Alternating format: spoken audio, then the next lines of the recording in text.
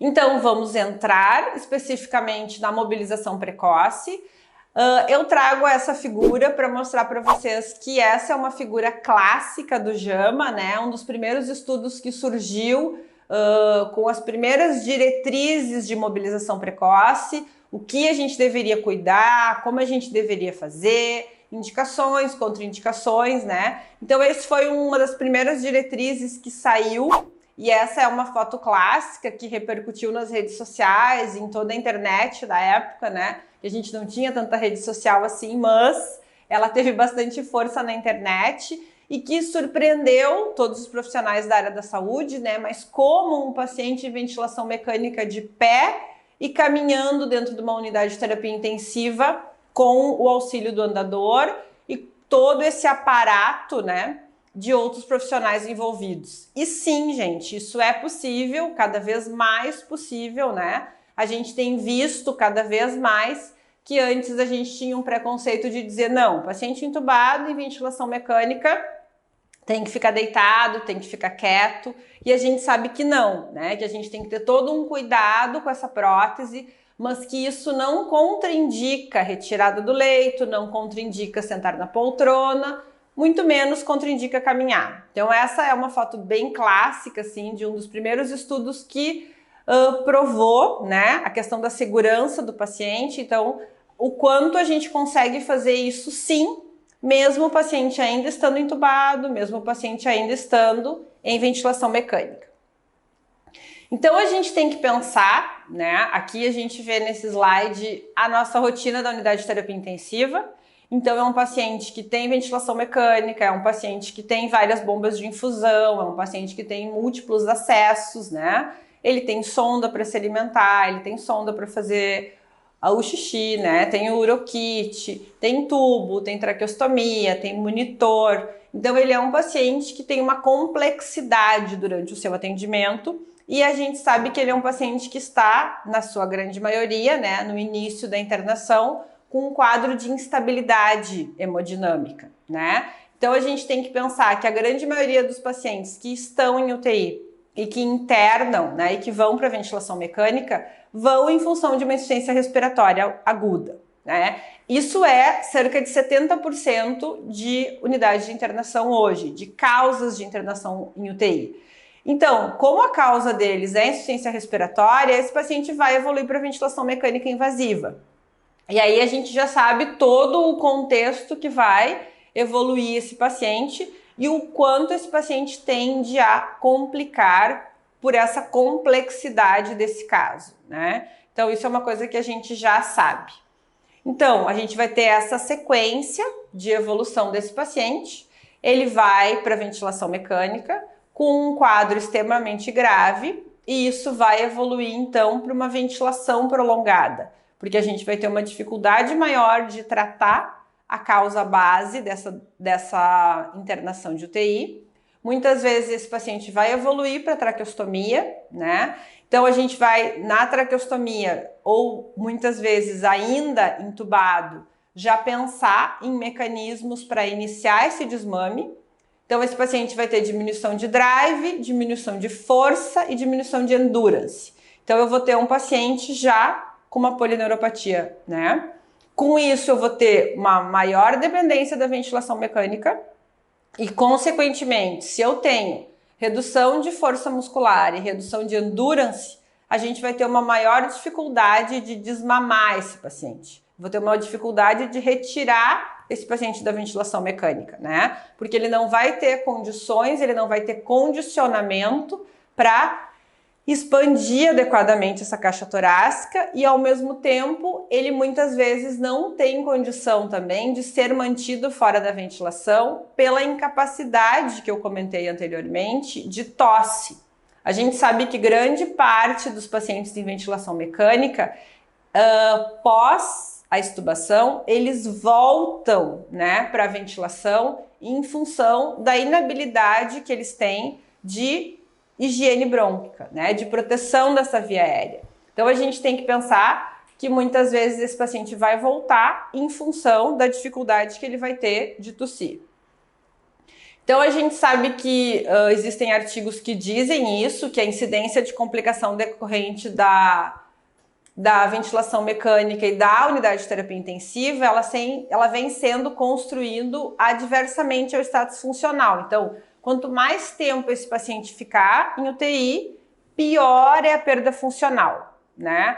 Consequentemente, a gente vai ter aumento dos custos do hospital, né? E também não só do hospital, mas muitas vezes na alta e a domicílio desse paciente. Então, quanto mais diminuição desse status funcional, mais o paciente vai depender dos outros e vai depender de outras coisas para se manter fora do hospital. Isso aumenta custos, né? Então, a reabilitação e a mobilização precoce, ela surgiu como grande ponto-chave também dentro do hospital, porque ela entra, né? Os administradores do hospital, eles conseguiram identificar que aquele paciente que é mobilizado precocemente, aquele paciente que é retirado do leito precocemente, ele vai ter uma alta mais precoce, e aquele paciente, quanto mais cedo ele sair da UTI, menos custo ele vai dar assistencialmente, né? Então ele é um paciente que vai ter uma alta mais precoce. Então isso é uma coisa também que melhorou muito, além da qualidade de vida do paciente,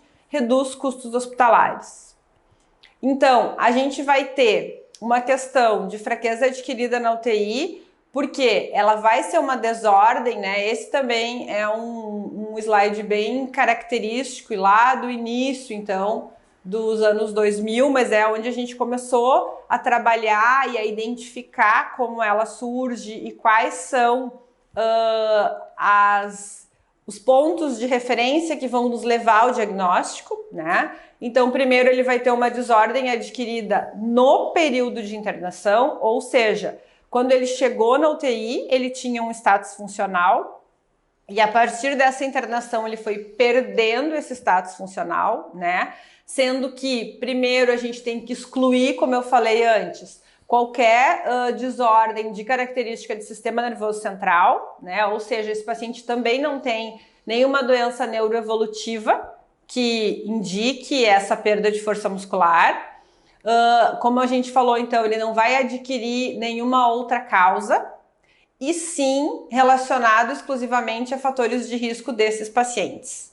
Então, ela vai acontecer a partir do início da condição crítica desse paciente, né? E aí aqui a gente já fala no MRC, que é uma escala que a gente vai falar um pouquinho depois, que ela é uma escala também de avaliação dessa fraqueza e também de evolução do nosso protocolo de imobilização precoce, né? A gente tem parâmetros, a gente tem uma coisa que a gente tem chamado muito de fisioterapia baseada em evidências. Então a gente tem instrumentos hoje em dia que capacita o profissional da fisioterapia e capacita e nos dá segurança também para evoluir de acordo com o protocolo. Então, eu tenho sinais e eu tenho medidas claras que me dizem que o paciente pode passar de um estágio de exercício para outro estágio de exercício, né? E o MRC é uma escala que vai me dar subsídio para mim conseguir evoluir com segurança, né? Então, a gente vai falar dele depois. Esse paciente, então, vai continuar dependendo da ventilação mecânica, mesmo que a causa que levou ele para a ventilação mecânica foi tratada, né? Então, assim, o paciente melhorou da doença de base, o paciente melhorou o hemograma, melhorou o raio-x, melhorou a condição inflamatória, mas por que esse paciente não sai da ventilação? Porque ele tem uma fraqueza adquirida. É a questão muscular periférica que está levando esse paciente à dependência da ventilação mecânica. Então, uma coisa extremamente importante dentro da mobilização precoce é segurança.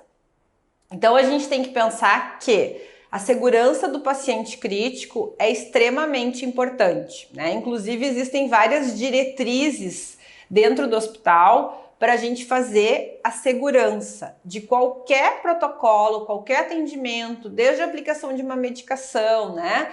Tudo dentro do hospital requer segurança e requer confiança do profissional para que isso não se torne mais uma complicação desse paciente, né? Existem estudos que dizem que 3 a 10% dos pacientes morrem dentro do hospital por efeitos adversos de alguma conduta que foi feita de forma errada.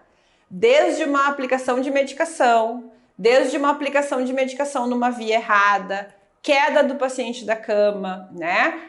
Deixar a grade baixada e o paciente acorda e cai da cama, né? A própria questão da mobilização precoce. Então, qual é o momento ideal de eu retirar o paciente do leito? Então, como eu preciso evoluir nesse meu protocolo de mobilização para mim saber a hora correta de fazer tudo isso para evitar que aconteça algum acidente.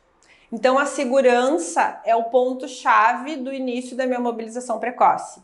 Até porque eu vou estar trabalhando com um paciente criticamente enfermo. Meu paciente vai estar grave, né? Então, ele sai de uma condição muito crítica, onde ele vai precisar de um cuidado bem importante, né? Então, a gente sabe que nesses últimos anos que vem se estudando muito, né? Assiduamente, com estudos multicêntricos, internacionais, para estabelecer essa verdadeira segurança. A gente sabe hoje que a mobilização precoce ela é segura, né?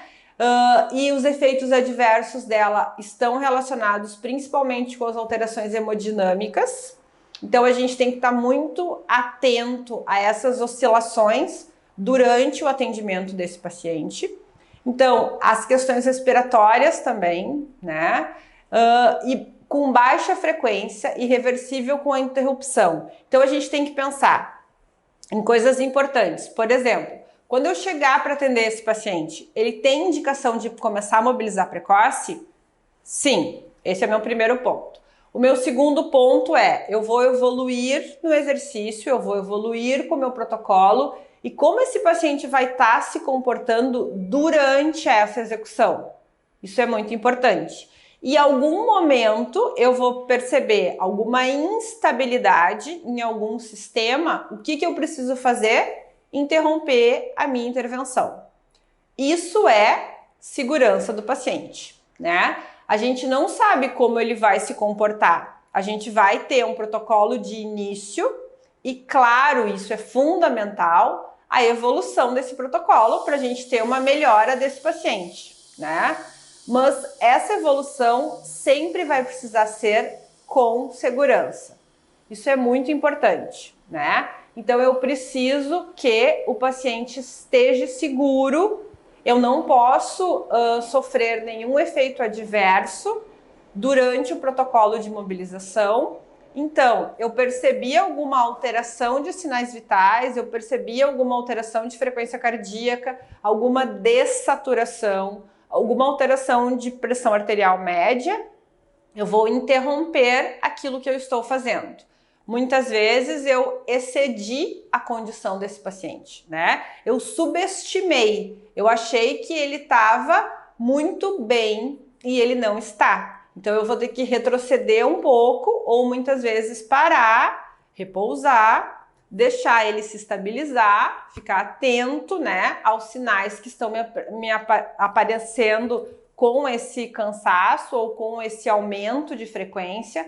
Muitas vezes eu vou ter que fazer algum ajuste na ventilação, muitas vezes eu vou ter que aumentar a fração de oxigênio, né? Muitas vezes eu vou ter que conversar com um intensivista para daqui a pouco adequar alguma medicação. Então, tudo isso eu vou precisar analisar a cada vez que eu vou chegar no paciente, vou iniciar o protocolo, mas não só na hora que eu chegar, mas sim na evolução, né? Como é que esse paciente vai se comportar, principalmente quando eu for trocar a fase de adaptação, né? For aumentar o exercício, for aumentar a resistência desse paciente. Então, os efeitos adversos, na grande maioria desses pacientes, não são frequentes e graves, né? A gente consegue reverter, ou como eu disse, a gente vai monitorar isso no monitor, a gente tem toda a segurança, porque o paciente da UTI ele é um paciente monitorizado, Então cabe a nós, né, sempre estar atento a essas alterações e essas mudanças. Então a gente sempre tem que tentar diagnosticar isso o mais precoce possível para evitar que esse evento se torne alguma coisa mais grave. Então, aqui existem alguns critérios, gente, que são bem importantes, né, para a gente interromper o protocolo ou para a gente contraindicar. Como eu comentei, então a gente tem primeiro, quando eu cheguei no leito do paciente, eu tô lá na UTI, vou pensar em iniciar o meu protocolo. Esses são os meus critérios de segurança. Então essas são as variáveis que eu vou precisar analisar para iniciar o protocolo. Mas depois que eu iniciei o protocolo, eu preciso saber que essas são as variáveis que eu também vou precisar monitorar durante a minha evolução e muitas vezes eu vou precisar interromper ela em função disso, né? Então isso é uma coisa extremamente importante. São elas então, pressão arterial média, né? A gente sabe que na UTI a gente não trabalha com a variação de pressão sistólica e pressão diastólica, mas sim a gente trabalha com a variação da pressão arterial média desse paciente, né? Então, assim, se essa pressão arterial média for menor do que 60 milímetros de mercúrio, ou se ela tiver uma variação em torno de 20%, eu não vou atender, ou eu vou interromper. Frequência cardíaca. Se eu tiver uma bradicardia, eu vou ter uma frequência cardíaca menor que 50, ou ela vai alterar durante o meu procedimento em torno de 40 batimentos, eu também vou interromper. Drogas vasoativas, né? As drogas vasoativas eu tenho que dar uma olhada principalmente na questão dos vasopressores. Qual é o percentual? Quanto que esse paciente está recebendo? Como é que está a evolução desse paciente, né? Fração inspirada de oxigênio. Aquele paciente que está recebendo muita fração inspirada de oxigênio, mais do que 60% no respirador, e mesmo assim a PaO2 dele ainda está baixa, né? Vai significar que esse paciente ainda tem uma chance de estar hipoxêmico. Então ele não está conseguindo manter uma troca gasosa ideal, no repouso, né? Então imagina eu começar a mexer esse paciente, imagina esse oxigênio tendo que ser redistribuído ainda mais para o meu músculo, para mim conseguir fazer a contração, né? Então, consequentemente, esse paciente ainda não vai conseguir se beneficiar com o meu exercício. Ele ainda está precisando de uma fração inspirada muito alta, só para as trocas normais do meu metabolismo, né? Do metabolismo em repouso. PIP, pressão expiratória positiva final lá no meu respirador. Se esse paciente está precisando de uma PIP relativamente maior do que 8 ou 10, né? Ele ainda é um paciente hemodinamicamente estável. Então, ele ainda está precisando se manter um pouco mais em repouso. Saturação, se ela estiver menor que 85%, ou a gente vai ter uma queda de 10% no basal do início para a evolução do meu tratamento, eu vou ter que interromper. Frequência respiratória, maior do que 35, o que significa? Que esse paciente já está com o aumento do trabalho respiratório. Se ele está com o aumento do trabalho respiratório em repouso, não tem como eu começar a fazer mobilização precoce, porque ele já está cansado, ele já está com uma demanda aumentada para se manter com uma saturação adequada. Então, esse paciente também não é a hora de eu começar a mobilizar. Temperatura. Paciente de UTI com uma temperatura entre 38 e 39, a gente também tem que analisar, porque muitas vezes esse paciente está ainda, né, numa fase aguda da doença, ele está tendo febre. Picos febris têm relação com doenças agudas. Então, a doença de base dele, ela não está completamente resolvida. Então, eu ainda preciso esperar mais um pouco para mim ter mais segurança desse paciente, para mim iniciar o meu protocolo, né? E a gente também tem que pensar que eu tenho que iniciar o protocolo e o ideal é eu continuar evoluindo dessa forma. Então, não adianta eu iniciar o meu protocolo hoje, Aí, à tarde eu já não vou conseguir fazer, porque meu paciente está instável. Amanhã também eu não vou conseguir fazer. Então, a ideia é começar o protocolo de mobilização precoce e esse protocolo seguir uma evolução para esse paciente ter benefício. Então, muitas vezes, o que é mais sensato se fazer é esperar esse paciente, de um ponto de vista geral, ter uma estabilidade hemodinâmica desses sinais vitais e desses parâmetros oriundos da ventilação mecânica invasiva, para depois eu começar, então, esse critério de evolução e de início desse protocolo, né? Hemoglobina também é uma coisa importante, por quê? Porque a hemoglobina é que vai carrear o oxigênio, né, para células, para esse músculo. Então, a minha taxa de hemoglobina, ela tem que estar muito próximo do normal, porque senão esse paciente não vai ter de onde carregar esse oxigênio para fazer uma efetiva contração desse músculo. Então, a questão da hemoglobina também é bem importante, bem como a questão das plaquetas. Então, esses, gente, são os principais critérios que a gente deve analisar inicialmente para começar o protocolo de mobilização, mas, como eu disse antes, mais do que começar, mas sim acompanhar. Porque muitas vezes eu vou começar, mas eu vou ter que interromper esse protocolo por alguma instabilidade hemodinâmica desse paciente, né? Então, por isso que a gente tem que analisar sempre o início do atendimento e, mais do que o início do atendimento, a evolução desse atendimento, porque muitas vezes esse paciente vai precisar ser interrompido porque ele fez alguma alteração. E essa alteração de parâmetros, ela pode ser tanto, como eu falei antes, né? Porque a gente vai tentar acelerar esse processo de mobilização, muitas vezes dando resistência para esse paciente, muitas vezes entrando já num treinamento aeróbico. Então, muitas vezes essa instabilidade vai ser a partir do momento que eu vou aumentar essa demanda, ou simplesmente de uma instabilidade do quadro do paciente, né? Uma nova doença que pode estar acontecendo, que pode estar surgindo, uma infecção respiratória, uma infecção urinária, uma comorbidade que esteja aparecendo pela evolução desse paciente. Então também pode ser isso. Muitas vezes não é o fisioterapeuta que acabou evoluindo ou tentou acelerar o processo de mobilização precoce, mas sim alguma intervenção, né, algum novo fator, alguma nova doença que aconteceu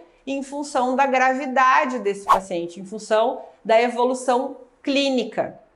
Então, independente de qual for a causa, a gente tem que estar sempre de olho nesses parâmetros de segurança e sempre conversar com a equipe, né? De novo, então, assim, a questão da importância da equipe multidisciplinar, porque ela que vai também nos dar esse feedback de como esse paciente está evoluindo, né? Como eu disse, muitas vezes não é a questão da nossa evolução no protocolo, mas sim, muitas vezes a técnica, o enfermeiro vai dizer, esse paciente hoje de manhã já apresentou um pico febril, tá mais hipotenso, então muitas vezes é um quadro novo, né, do próprio paciente, de interação dele. Então, às vezes a gente tem que retroceder ou não atender e a gente tem que ficar atento a isso.